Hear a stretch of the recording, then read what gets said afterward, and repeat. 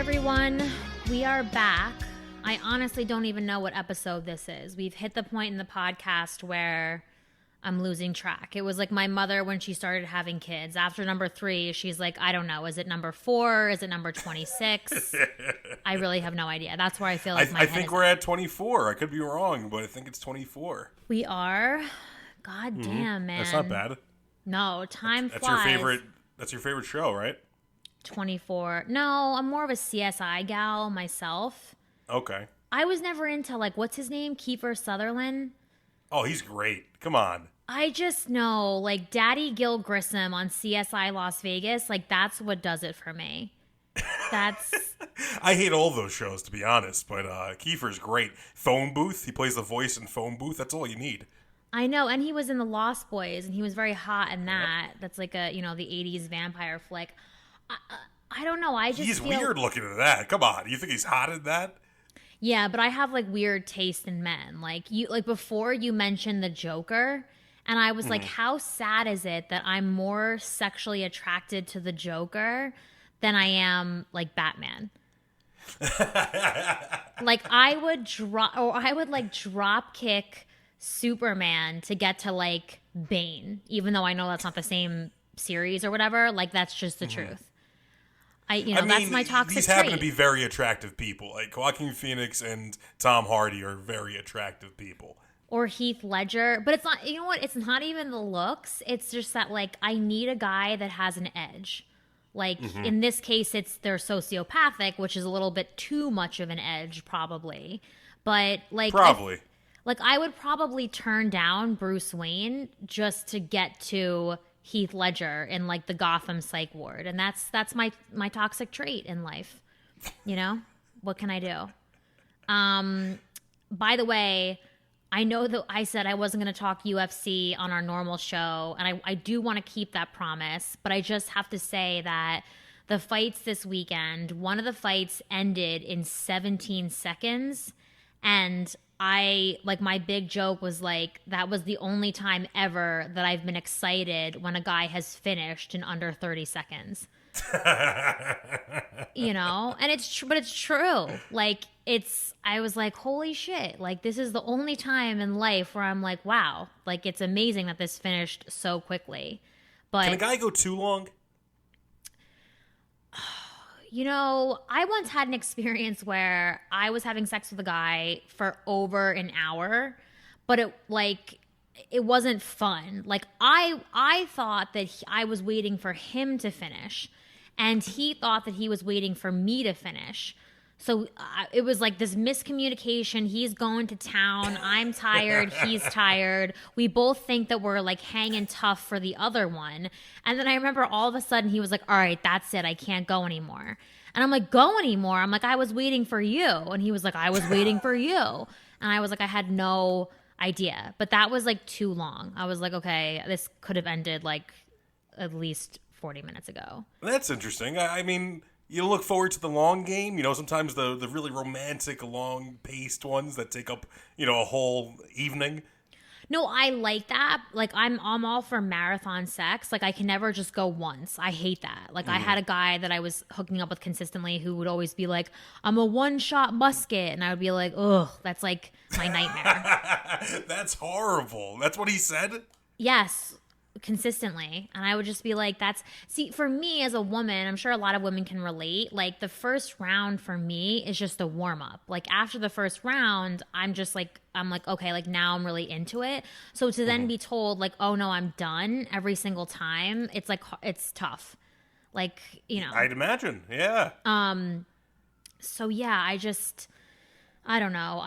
I mean, yes, there is such a thing as going too long, especially when, like, it's not, like, you feel like it's kind of boring. So I'm all for long sex. But in this case, like, I almost could tell that it was, like, a chore for him. And then ergo, it felt like a chore for me. Like, yeah, you don't want that. Yeah. Like, it didn't feel like, oh, like, we're fucking this long because we're into it. It felt like, oh, are we just trying to, like, set a Guinness Book of World Records and we're just, like, in it to win it type deal. Like, that's kind of how it felt. It was not very sexy. Now, shifting gears back to the UFC, is it disappointing when you pay for a pay-per-view match and the match only lasts, 30 seconds? Hell yeah, it is. I mean, this one wasn't paid though. This was actually a free fight. Okay. It was a stacked card though. I'm super surprised it wasn't paid. But yeah, absolutely. It feels like premature. I joke around all the time. It feels like premature ejaculation when a fight finishes too quickly and there was all this hype about it. I mean, But at really, the it's same like time, it's a great athletic performance. You know, it's a oh, if Conor McGregor can knock a guy out in 30 seconds, that's a big up to Conor McGregor, isn't it? absolutely. And I remember as I was watching the fight, hand to God, I said to myself, imagine he just knocks this guy out right away. And sure as shit, he hits him and the guy is just fucking out cold on the mat. I was like, holy hell, this guy is special.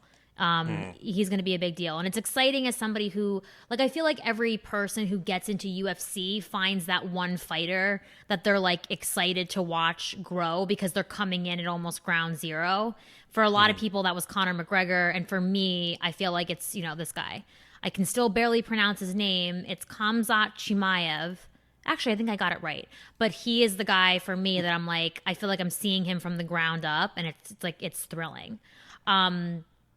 But so about the UFC, I've noticed the problem is though, when you are a very horny person, such as myself, and you've been going through a dry spell, watching UFC is worse than watching women's tennis.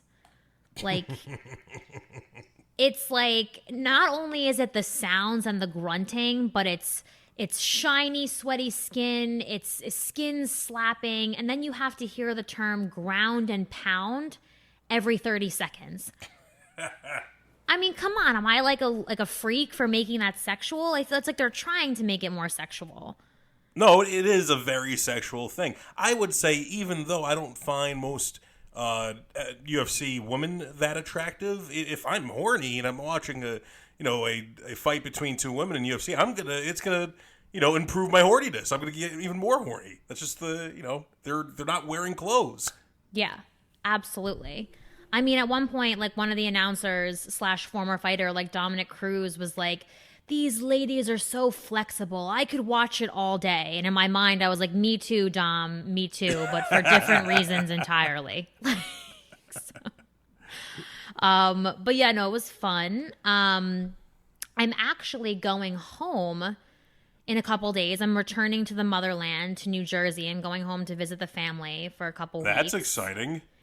It's exciting and nerve-wracking all at the same time. Like, I love my family so much, but it's also like I need to be medicated if I have to spend like an extended period of time with them. It's just a lot. Sure. It's a lot in one household, and I'm part of it. I'm part of the chaos. It's not like I'm like, oh, I'm so above it. Like, I am equally as psychotic as every other member of my family. But if you put all of those psychos in like one little pot, it's like a popcorn. It's like pop, pop, pop. It's bound to explode eventually. Mm-hmm. So, yeah. Now, are you worried at all about the whole COVID thing, traveling on airplanes and whatnot? Well, yes. And you know how I am. I'm half Sicilian, so I always think I'm going to die at any minute. You personally know at this point how crazy my family is, so I am literally wearing what I like to call a makeshift hazmat suit on the plane. I have my N95, and then I have another microfiber mask that goes over that. Then I have a face shield. Then I have my sweatshirt with a hood that I'm going to put over and use to create a seal around the face shield. Bree, you're not going to be able to breathe. I know. You're right. I'm probably going to wind up dying on the plane of oxygen deprivation instead of COVID. And I'm not going to pick you up from LAX. I'm kidding. I would pick you up from LAX. Well, at least pick up the body, man, and make sure I get like a decent funeral. I'm telling you, I went to New York last month, and I just wore the one cloth disposable, face mask, and I felt I couldn't breathe in that. Mm-hmm.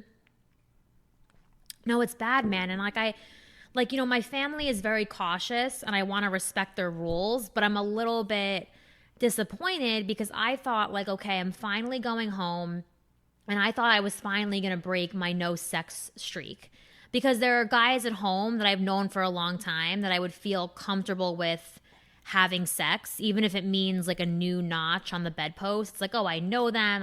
Whatever. Like, I feel safe. They're good people. So I was like, oh, I'm going to pick one of these guys. I'm going to break my streak. I had the whole thing planned out. And then my mother, well, really my whole family, it's not just my mom, is like, doesn't want me seeing anybody outside the family. So it's kind of putting a damper, on the sex plans, because I am very anti-incest. So I'm like, now I'm really in a fucking rock and a hard place. I may be 25% hillbilly, but I do not go for that. So, well, you're pretty vocal about how long you've been without sex. How long has it been now? Almost 3 years, right? oh, yeah. I saw the actual date on my phone the other day because I was going through old messages and I was telling a friend of mine, and I was like, oh God, it's been 2 years. And then I was like, oh my God, no, it's been almost 3. Like, we're closer to 3 years than we were 2 years now. Right, because when we started the podcast, it was over 2 years. Yeah. And that was, 4 or 5 months ago? Yeah. So more than that, yeah. I feel like my voice cracks now because it's like the pain. You could feel the pain. And I always tell people, like, the first year and a half to 2 years, like, it wasn't great, but it's kind of an interesting experience to have. And then after 2 years, it just ceases to be healthy. Like, you cross the line of it being like a healthy, like, unique experience to just being miserable. And that's where I'm at now. Like, I'm like, I just want to have sex, but I'm also picky and I'm afraid to catch disease and everybody annoyed. Like, it's just hard, I really. Yeah, it is. And I mean, you're smart about it. Well, yeah. And I hate to say this, but sometimes I truly wish that I was the whore that everybody thinks that I am. Like, everybody looks at me. Can you imagine? Like, put that on my headstone. It's like everybody looks at me and thinks like, oh, she probably like fucks around all the time. And I don't. But sometimes, like, I wish I did. I wish I had a quarter of the fun that people think I was having. I wish you did too. I wish you were having more fun. You're like, I wish this frigid bitch would stop bothering me and go get laid. So, yeah, same here, Al. We're in the same boat, honestly. No, but it's fine. You'll find the right person when it's time. Don't worry. And plus, you're a girl. When you're a guy and it's been that long, you have to start worrying because you don't know how you're going to perform. There's no pressure to perform well when you're a girl. That's just the facts. No, I imagine as a guy, like, the jizz starts to back up into your body. Like, that can't be good. No, guys jerk off, most likely. If they're having sex, they're most likely jerking off. True. Speaking of having sex, I literally almost prostituted myself for an air purifier last week. It was the air quality, the air quality here was so bad. I was trying to buy an air purifier and everywhere was sold out because everybody on the West Coast is having the same issue. And I jokingly was like texting my friends, like, we'll fuck for an air purifier because it was that bad. And then I started thinking, like, what else, like, would I have sex? Like, what would I exchange sex for, Like, I wouldn't do it for money because that's like, okay, whatever. But like, sometimes when you're desperate, like, I'm like, oh my God, Well, there has to be some sum of money, right? I like always think, like, what would the cost be, like, for me? Like, how much money would it take? Well, actually, I take that back because I know exactly the amount of money it would take. I recently I was very into Arab guys in college, and then I kind of took a break and I was exploring other types of men. And then I was texting my girlfriend who had some friends that she told me were like brothers of the Prince of Saudi Arabia, which I was like, how the hell do you even know? But whatever. So she's friends with them. And I was like, I was looking into it, and a lot of these guys, like, they allow polygamy, so they can have up to 4 wives. Here's the thing, though. If they have up to 4 wives, according to Sharia law, they have to treat them all equally in terms of affection and finance. So I'm like, all right, a lot of these princes are worth billions, plural, billions of dollars. So if you're telling me that for $1 billion, I can only have my husband 25% of the time, I'm like, is that not the greatest timeshare you've ever heard of? Like, sign me up, I'll even wear the fucking whatever. I mean, it's different when you're in love with the person. Maybe you don't want to share. Well, yeah, I mean that's true. And I always say I don't like to share my food, I don't like to share my toys, but Oh for yeah, a you would be so jealous if you had to share your husband with three other women. You'd be very jealous. I it's true. You know me too well. I probably would be jealous. But But given I'm saying, say you got like a really just ugly piece of shit, maybe like a 500 pound just Harvey Weinstein looking fella, and he wants to have an hour with you. What is there a number that you would take? I don't think so. I honest to God, and He, I've been he a has $1 million in a bag. I know. It's so hard. Meanwhile, I'm like coupon clipping for Wendy's chicken sandwiches, and I'm like, oh, I'm going to turn down $1 million. This is the God's honest truth. I just think that, like, deep inside, I couldn't bring myself to do it. I mean, just this week, I had somebody, I have people offer me money all the time in exchange for nudes. This week, some guy offered to Yeah. just send me money just because, which was like the craziest thing I've ever heard of. And people were like, my friend was like, "Why wouldn't you do it?" And I'm like, it feels wrong to me. Like and You're right. I'm No, not judging. I totally agree with that. But $1 million is it's a life changing amount of money. I know that's a lot of chicken sandwiches, that's for sure. That's a million McChickens from McDonald's. I know, but I think if I didn't have like my comedic aspirations and I was just wandering about in life, I would take that deal. But at this point, I'm like, I have higher hopes than just being like a high class hooker. But I mean, listen, if things don't turn out well, I'm not saying I'm opposed. You know what I mean? So I might The be, girl's got to work. we might be moving to Abu Dhabi, is what I'm saying, Al. So just get your start, brushing up on your Arabic because that might be us in a couple of years. I'm not opposed. I'll be the court jester.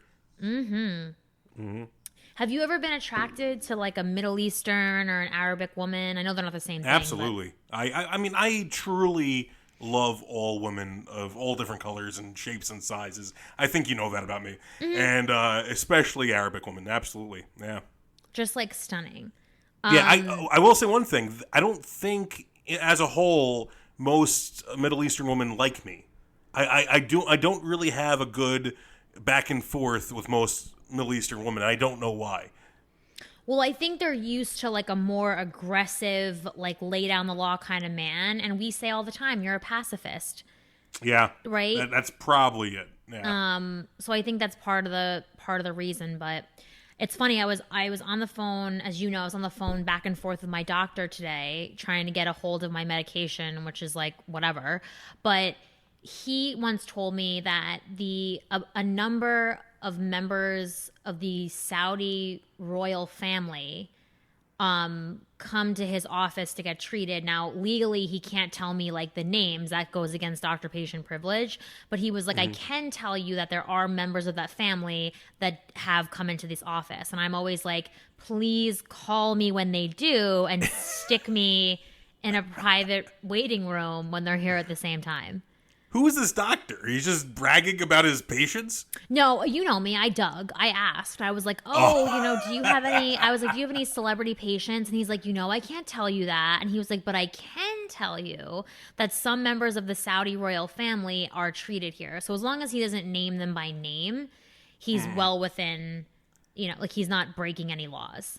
So, and if you look it up, there's like, I think there's like there's like at least 1,000 members of the actual royal family. So you could never really tell which ones it was. It's like a very broad term. Yeah. It's like saying I treat a politician. It's like, okay, well, which one, so. I can tell you one of my patients starred in Forrest Gump in 1994 as the lead character. Yes, that would be a little bit too much info for him to give. But anyway, we're coming up on 22 minutes here. So what are our parting thoughts this episode? I don't even know. My parting thoughts is Bree's a racist. No, I'm just totally but fantasy God, football no. is back, and I won this week, so I'm happy. That's all that matters. Oh, yeah. Al won his fantasy football league this week, which is great. I have no idea what he's talking about when he explains it to me, but he told me it was good. So I was like, go team go. How amazing. And I don't even know what my parting thoughts are this week. I guess it's that I hope that, even if I don't have sex at home, I return to LA to find some fruitful, basket of what? Of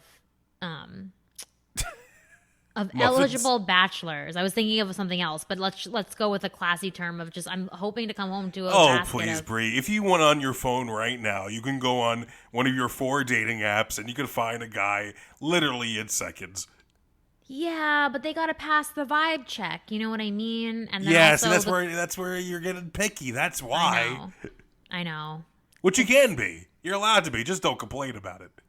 Well, that, and we're also in the middle of a pandemic, so you quite literally have to pass a test to get into my home, like a legit test, and then there's also like a bunch of metaphorical tests that you also have to pass. So 2020, man, it's hard times. What can I say?